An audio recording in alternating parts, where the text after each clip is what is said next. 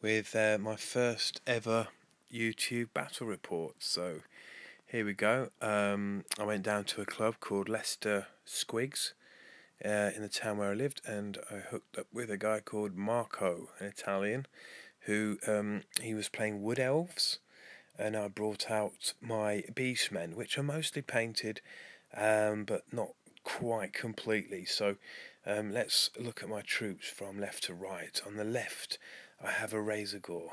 This is 2,400 points, by the way. I have a Razor Gore, I have a Giant, I have Gorus Warhoof, and 6 Centigores, which are a core choice when you choose the hero Gorus Warhoof, who's got this massive club called Man Smasher or something like that. It gives him every wound causes D3 wounds that he causes, which is pretty cool. But unfortunately, he has this skull that he wears, which is a unicorn skull, and it's some kind of thing that makes the Wood Elves hate his units. So anyone who fights him, any Wood Elf unit who fights him, gets rerolled to hits, which is going to haunt me later on in the game, as we'll find out. So next to the Centigores, I have a unit of Gores that has a War Gore Battle Standard Bearer. It has a level 2 Brave Shaman. It has a level 4 Shaman, both with Law of Beasts, and I have a Beast Lord in there as well, so quite a powerful regiment. And I also have the Beast Banner in there, which I pay 75 points for and forget all about during the game. Next to them I've got some Minotaurs hanging on the hill at the back. Then I've got a unit of 20 odd Bestigores. Next to those I've got 30 Ungors with spear and shield, which are absolutely useless, as you're going to see later on in the game. Then I've got 5 Harpies at the front, and then I've got a Tuskor Chariot, and next to that I've got 5 Hounds. On the Wood Elf side, he's got no Battle Standard Bearer, as far as I know. He's got units of Glade Guard from left to right. So he's got Glade Guard. He's got some Wardancers with a Wardancer Lord in the forest.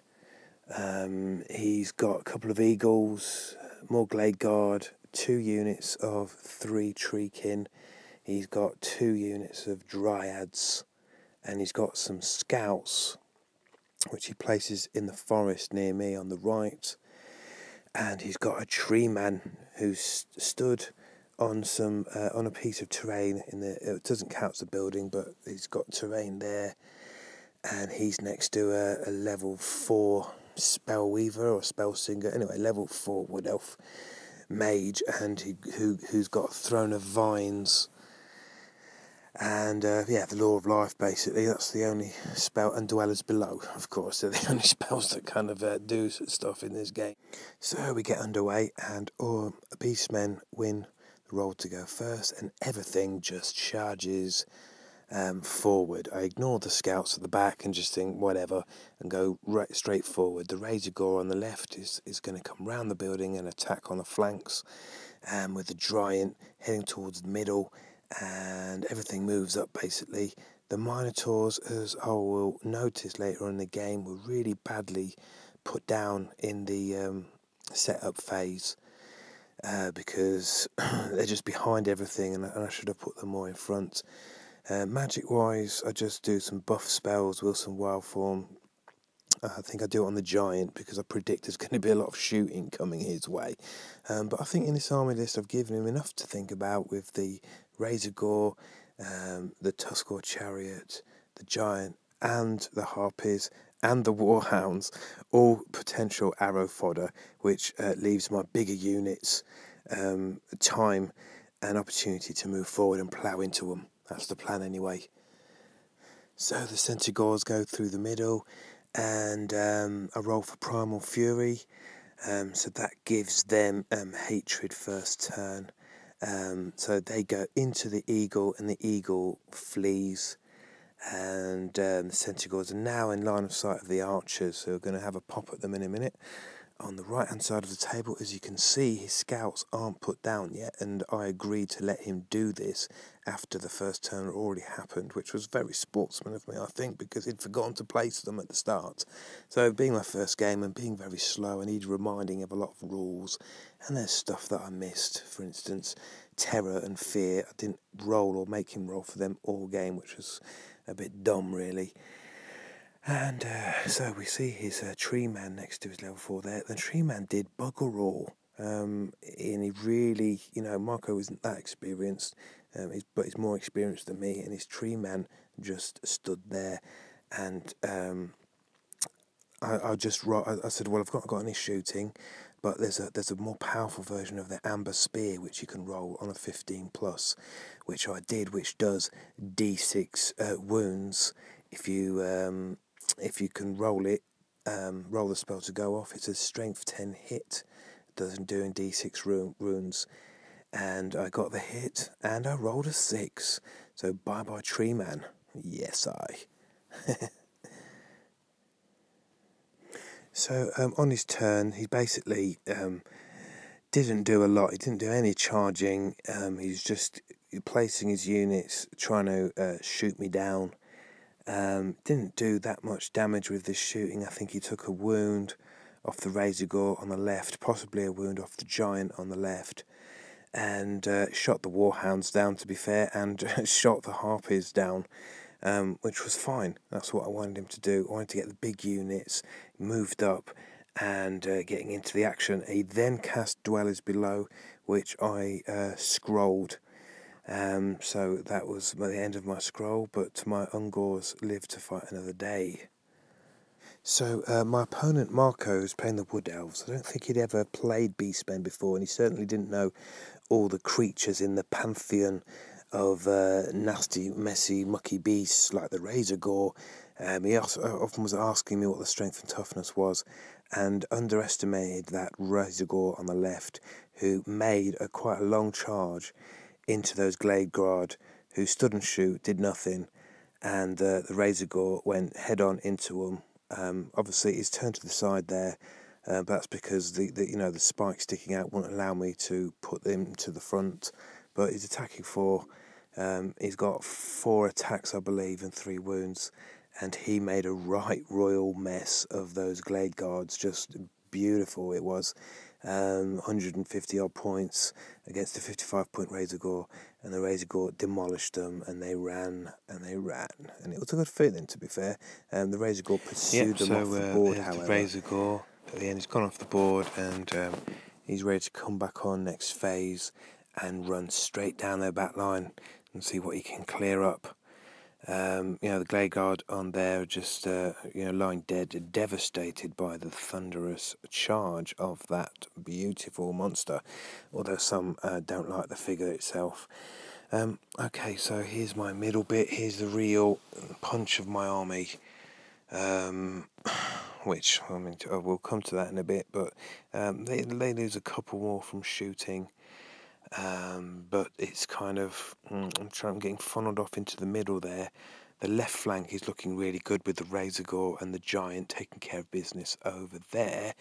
And I believe the wardancers are in the forest with their highborn use a moonstone to come into my half of the my forest on the right, as you see there, and they magically teleport over to that side where the scouts are making short work of those Chaos Hounds.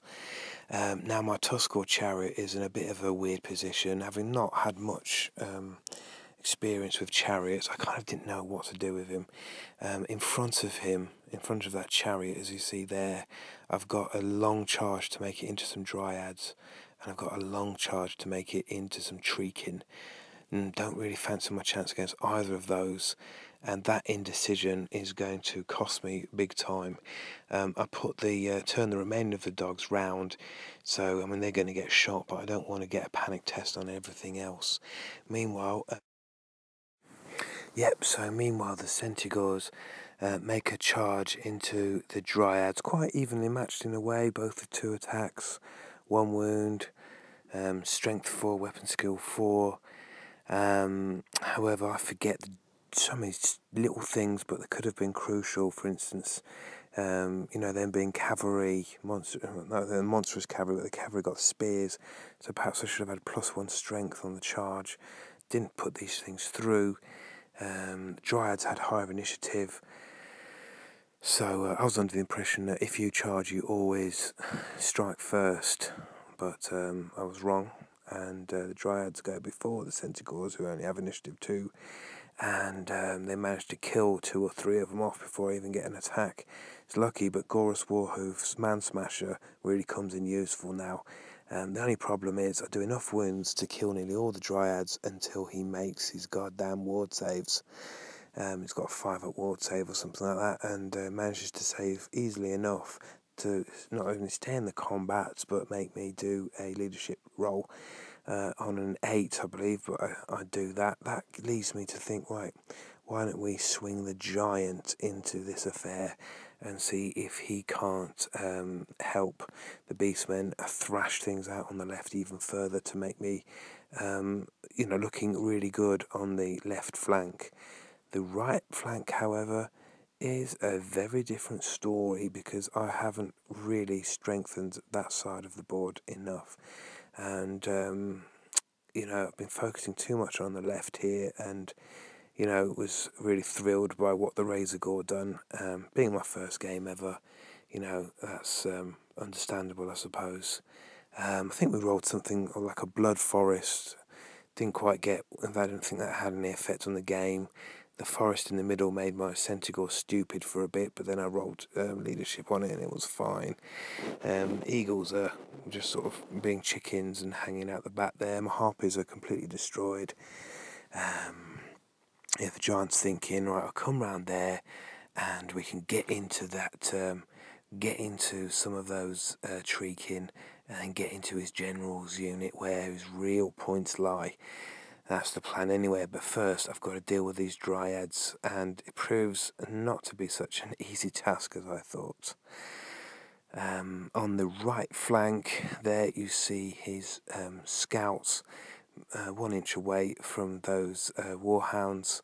They're not even going to fight them. I think they're even from that distance. Pansy wood elves feel the need to shoot, and it's not even worth rolling, but they roll, and those warhounds get destroyed, and I am in range to have to do a panic leadership test on the Tuscarora chariot, which is fine, that passes, and my inexperience in this game is really about to show now. However, there are some highlights which really give me a false sense of victory, if you like, in this game. But some cool, exciting stuff coming away. With the next picture, we see that the wardancers who moonstoned over to the right flank have come out there, and they are ready to flank charge the Tuscarora chariot. Now, as I said before, the Tuscarora chariot could have made a long bomb charge and maybe done some damage on the Tree King or the Dryads, but it would have been a long task, and without doubt the Tuscarora chariot would have been demolished by retaliatory attacks. Looking back on it now, hindsight's 20/20, but yeah, I should have gone for that, and it would have, kept the fighting in his half of the board rather than mine. My tactic was to completely ignore these scouts. I fed him the warhounds, but to be honest, I don't think there's much more damage that they can really do at strength 3. I've got the Minotaurs swinging round, and I could have made more of their angles. But he'd made his angles So you're about to see what the Wood Elf wardancers do. They're going to declare a charge into the Tuskor, and like an absolute moron, I flee towards his bunker unit where you see that tree man, and obviously the Tuskor chariot's instantly destroyed. The giant joins in the fight on the left. And I think he gets a jump up and down, but not before even more Centaurs are killed. So I think you're going to see the next picture. He actually demolishes all those Centaurs because they've only got toughness 4. They've got no armor save. They've only got a light shield, but that gets discounted by the strength 4 attacks of those goddamn dryads. Much tougher than I thought, and of course they get hatred because of the stupid skull that Goros Warhoof is wearing that incites Wood Elves, because it's some old unicorn that they used to know and love. So yeah, Goros Warhoof, 326 points, is smashed out of the game just like that. The giant comes in and is really good fun to play. I roll for my special attack. I roll jump up and down, which does something like 2d6, strength 6, automatic hits. I roll a bunch of wounds, and god damn it, those goddamn 1 saves, he manages to get enough to stay in the fight. However, I think he stays in fight for another round, and he passes his leadership test to make matters even worse. So let's move on to what's going on in the middle of our battlefield here. Let's have a look at what we got next. Yeah, I think this is the turn where I actually did amber spear the tree man. I did talk about it before, but what a shot. He let the amber spear go through, and obviously I rolled high enough to get the spell off, and automatic, no, it wasn't automatic hit, strength 10 hits, so I had to roll 2 to wound, and then I rolled 6 wounds and killed, I can't remember how many points, 225? Not too bad, not as much as the Centaurs, but still I'm getting this false sense that I'm winning. But really the points are in that general's unit and in the treekin. So we see the giant still in combat with the dryads. Might have even lost another wound on the combat or something like that. And the dryads really shouldn't have had. He should have had double 1s surely, but perhaps he's stubborn because he's in a forest. I don't know, but for whatever reason it didn't break, and I'm still in combat over there. I didn't fall over though, which is lucky, and I continue to jump up and down. In the middle here you can see my Bestigors moving towards that hill where the treekin are. I'm pretty confident I can take them apart with my strength 6 attacks because of their great weapons. I think his eagle is kind of blocking the way, so I might have to go through that eagle. You can see he's starting to pick off my Bestigor with shooting, and he may have even done a duelist below, but I managed to dispel it or whatever. I've got my Ungor there that are at a strange angle, which comes to haunt me because his wardancers, they charge the Tuskor chariot. As I told you before, the Tuskor chariot flees, hits the unit at the top. You see his bunker unit gets instantly destroyed. The wardancers overrun into the flank of my Ungors. Ungors have got stat lines similar to a human: toughness 3, strength 3, weapon skill 3. Now the wardancers are heavy duty. I just didn't realise how powerful they'd be. They had their special +1 attack, the dance they do, plus they get +1 strength on the charge, and they have an extra hand weapon. So altogether they get 30 attacks, initiative something like 6, weapon skill 6. So he's rolling something like 3s to hit, 2s to wound, or 3s to wound. and he kills a lot of them, a lot of Ungors. Plus he's got his Wardancer Lord in there that does a heck of a lot of damage. Luckily though, on my break test I roll Snake Eyes, which is flipping awesome. So I had my share of luck as well, so they stay in the fight. Over here the giant wades in, he finishes off the Dryad, and then he overruns into the, it might have been an eagle, got rid of the eagle, and he's gone, or he's going for the Treekin on the left. The Razor Gore manages to come straight into the side of the Treekin. In fact, I might have missed out a fight here. I think the Bestigor got into a fight with the Treekin, and he couldn't run them down. Yeah, that's it. The Bestigor, just to the right of this picture, they got into a really good matchup against the Treekin, who ended up running. I killed 1.5. They ran. I couldn't catch them. They rallied. I got my Razor Core into the side, and I've got my giant threatening up there, which you'll see is a mistake. The Bestigors, they chased. I think they might have gone into another unit of Glade Guard, or it might have been another Eagle, but they've kind of gone to the edge of the board there, which effectively kind of puts the Bestigors out of the game. We're on turn 3 or something like that. We don't get to play a turn 6 because time's running out. I only got 4 hours to play, and we're pretty slow because it's my first ever game. On the left, the Treekin gets a fight first with the higher initiative, and they kill the Razor Gore, and then they go for the giant. The giant gets a special attack, which is hit with club. Massive strength 10 attack or something ridiculous like that. I only have to roll a 2 to demolish his unit, and then I roll a 1. I do nothing. The Treekin hits back and kills my giant. So 1.5 Treekins, well, 2 Treekin have just killed my Razor and my 225-point giant. So I just should have picked my fights a bit better in this. I got really lucky, and I got the points for the Treekin. I mean the Tree Man. I nearly pursued these Treekin off the board, but I think, to be fair, a matchup against the Bestigors was much better than putting big units like my giant into them, and I should have used the Razor Gore to go into the Glade Guard. That's where it was much more useful, but I got a bit over exuberant. A lot going on around me, a lot of tables, a lot of noise, and I've got to get used to that atmosphere, which is very powerful.